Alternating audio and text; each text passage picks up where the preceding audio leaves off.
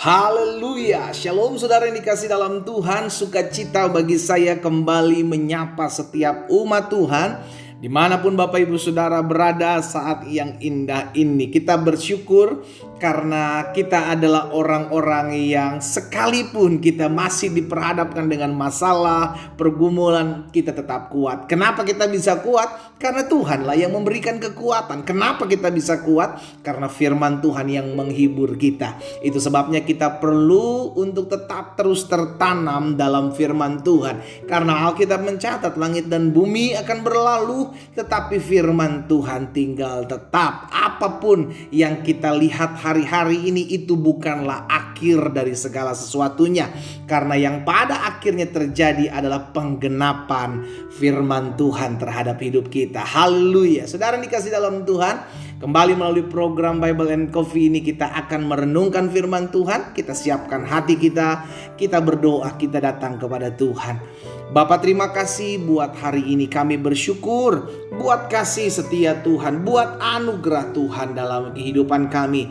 Kami percaya hari-hari yang kami jalani, hari-hari yang kami lalui, semua karena keberkatan Tuhan, semua karena anugerah Tuhan, semua karena pertolongan Tuhan. Itu sebabnya kami berdoa, biarlah ketika kami merenungkan firman-Mu saat yang indah ini, dimanapun kami berada hari ini, kami mendapati rema karena Tuhan sendiri yang menyampaikan sesuatu bagi kami untuk kami tetap hidup mengandalkan Tuhan dan mempermuliakan nama Tuhan. Di dalam nama Tuhan Yesus Kristus kami berdoa. Haleluya. Amin, amin, amin. Puji Tuhan. Nah, saudara yang dikasih dalam Tuhan, ada satu kebenaran firman Tuhan yang saya mau bagikan buat setiap kita sebagai bahan perenungan firman Tuhan secara khusus di hari ini. Dalam Efesus pasalnya yang keempat, Efesus pasal yang keempat ayat yang ke-26. Saudara dikasih dalam Tuhan, banyak dari kita bisa saja saudara dikasih dalam Tuhan mengalami amarah. Iya kan? Ada yang marahnya diem gitu kan, ada yang marahnya ngomong terus tapi marah gitu kan. Nah, jadi pertanyaan, berdosakah kalau kita marah? Nah, Efesus pasal 4 ayat 26 Rasul Paulus mengajarkan kepada setiap kita seperti ini. Apabila kamu menjadi marah, berarti setiap kita bisa marah. Tetapi tetapi jangan sampai kamu berbuat dosa. Jadi kalau marah jangan sampai kita berbuat dosa. Seperti apa ketika kita marah dan menjadi dosa? Ketika sampai matahari terbenam, amarah kita belum padam. Sejanganlah matahari terbenam sebelum padam amarahmu. Jadi saudara dikasih dalam Tuhan, ketika kita marah, kita bisa marah nggak? Bisa. Yesus pernah marah. Dia membongkar-bongkarkan dan membalik-balikan meja penukar uang, penjual burung ya kan di bait Allah. Marah Yesus saat itu saudara dikasih dalam Tuhan. Bahkan ketika Petrus menarik Yesus dan berkata, Guru, jangan sampai supaya engkau diserahkan kepada untuk disalibkan. Apa yang Yesus bilang? Alkitab mencatat, maka Yesus marah kepada Petrus, engkau hanya memikirkan berpikiran manusia, engkau tidak memikirkan apa yang dipikirkan Allah. Jadi Yesus pernah marah, tapi marahnya Yesus mendidik. Nah, ini penting. Marahnya Yesus mengajar. Kita bisa marah, tetapi marah kita tujuannya apa? Ada orang yang marah tapi berbeda dengan ada orang yang marah-marah. Nah, bedanya di mana? Marah-marah itu gak jelas, bentar-bentar marah, ada salah sedikit, ada kekeliruan sedikit, marah, menggebu-gebu gitu kan. Nggak ada pesan yang disampaikan gitu loh saudara. Sehingga dampaknya apa? Ketika orang marah maka orang sakit hati, orang marah, orang kepahitan. Inilah yang Alkitab katakan menjadi dosa. Jangan matahari terbenam sebelum padam amarahmu. Apa? Orang kalau marah dan menyimpan dendam itu terus menerus, bukan cuma satu hari. Bahkan bisa saja seumur hidup dia mendendam kepada orang tersebut. Amarah yang meluap-luap. Makanya di dalam Pengkhotbah juga, Pengkhotbah pasal 7 ayat 9, Alkitab katakan begini, jangan lekas-lekas marah dalam hati, karena amarah menetap. Lihat, amarah tinggal dalam dada orang bodoh. Boleh marah selama marah kita mendidik, marah kita mengajar, ada pesan yang disampaikan. Tapi jangan sampai marah kita marah yang gak jelas gitu, marah yang destruktif, marah yang menghancurkan, yang akhirnya menimbulkan apa? Perpecahan, pertikaian, kehancuran, kepahitan begitu kan. Kalau kita marah karena ada tujuan, anak kita buat salah, kita marahin, kita didik, pesannya sampai, jangan lakukan hal ini.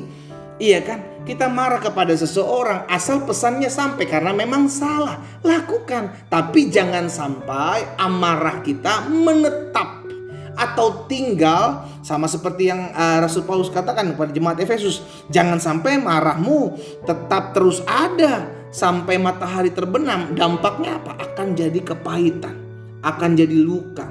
Nah, saya pelajari marah menjadi dosa karena kan tadi Alkitab bilang, kalau kamu marah jangan sampai kamu berbuat dosa. Berarti marah seperti apa yang berakhir dosa? Yang pertama, marah yang berakhir pada dendam, marah yang berakhir kepada kebencian, marah yang berakhir kepada kepahitan. Itu jelas menjadikan kita dosa. Karena marah kita, marah yang menghancurkan. Bukan hanya buat orang lain, tetapi kita pun menghancurkan diri kita sendiri dengan menyimpan dendam, menyimpan sakit hati gitu kan. Yang kedua, marah menjadi dosa ketika marah kita bertujuan menghancurkan. Oh, saya harus menghancurkan mental orang ini nih. Saya harus menghancurkan karakter orang ini. Ajar marahnya marah gak jelas. Saudara dikasih dalam Tuhan. Berarti marah seperti itu adalah marah yang ujung-ujungnya apa? Gak ada judul gitu. Kalau marah itu harus ada judul. Maksudnya apa pendeta marah ada judul? Ayo kita marah-marahnya apa nih? Oh, saya marah kamu karena kamu melalaikan tugas. Saya marah karena kamu tidak bertanggung jawab. Saya marah kamu melakukan sesuatu yang tidak berkenan kepada Tuhan. Itu kita marah. Judulnya ada, jangan lebar-lebar gitu kan. Lagi marah masalah tertentu, tiba-tiba yang diungkit 2000 tahun yang lalu. Kelamaan 2000 tahun yang lalu. Yang diungkit 1 tahun yang lalu, yang udah lewat gitu kan. Oh, kamu dulu ya, dulu kamu tuh 2 tahun yang lalu, dulu kamu ya waktu masih pacaran. Saudara yang dikasih dalam Tuhan, kalau marah harus ada judul. Suami istri kalau marah harus ada judulnya gitu, sehingga ketika sudah selesai marahnya itu aman, selesai. Ada pesan-pesan yang disampaikan, ada tujuan yang disampaikan, dan akhirnya menghasilkan perubahan. Tapi ketika marah yang menghancurkan adalah marah yang gak ada judul, marah yang lebar ke sana, lebar kemari, yang akhirnya ujung-ujungnya adalah kepahitan. Itu marah yang akhirnya menjadi dosa. Dan yang ketiga, marah yang menjadi dosa adalah marah tanpa tujuan. Orangnya memang bentar-bentar marah gitu loh saudara. Iya kan, gak ada angin, gak ada asap, marah. Gak ada juntrungannya, tiba-tiba marah. Karena memang ternyata darah tinggi. Saudara dikasih dalam Tuhan, jangan sampai kita marah tanpa tujuan. Bentar-bentar marah, hati-hati kena penyakit jantung nanti ya. Janganlah. Kalau kita tahu ada yang salah, yang perlu dibenahi, kita bisa marah. Kita bisa sampaikan pesan itu, saudara yang dikasih dalam Tuhan. Yang penting ada tujuan, ada judulnya, sehingga kita bisa menyampaikan pesan itu untuk apa? Mendidik dan mengarahkan. Dan hari ini kita diingatkan ada ada marah yang menyebabkan dosa, tapi ada marah yang mendidik, ada marah yang bisa membawa setiap orang hidup dalam takut akan Tuhan. Kita harus waspada, kita harus berjaga-jaga, jangan sampai kita marah tapi kita meninggalkan dosa. Kita marah, kita simpan dendam, kita marah, kita simpan kepahitan. Itulah yang akan melahirkan dosa, oleh karena marah tetap tinggal di hati kita. Kita berdoa, kita datang kepada Tuhan. Bapa, kami bersyukur hari ini kami belajar kebenaran firman Tuhan. Tuhan tolong kami, kalaupun kami bisa marah, kalaupun pada akhirnya kami marah, biarlah marah kami boleh tetap mendidik dan mengarahkan setiap orang yang kami marahi, tanpa membuat mereka kepahitan, tanpa membuat mereka sakit hati. Tuhan tolong kami sehingga dalam kami marah, kami hanya selesai di hari itu. Kami tidak simpan dendam, kami tidak simpan kebencian, kebencian. Tuhan tolong kami. Hamba berdoa buat setiap umat Tuhan. Tuhan jamah hati setiap kami. Biarlah kami tetap terus hidup melakukan firman Tuhan. Hamba berdoa juga buat yang sakit. Di dalam nama Yesus kami percaya bilur-bilur Yesus menyembuhkan setiap mereka yang sakit hari ini. Disampaikan firman, disembuhkan mereka, terjadi dalam nama Yesus. Bahkan mereka yang berbeban berat diberikan kelegaan, diberikan kekuatan untuk tetap terus berharap kepada Tuhan. Dalam nama Yesus hamba berdoa. Haleluya. Amin.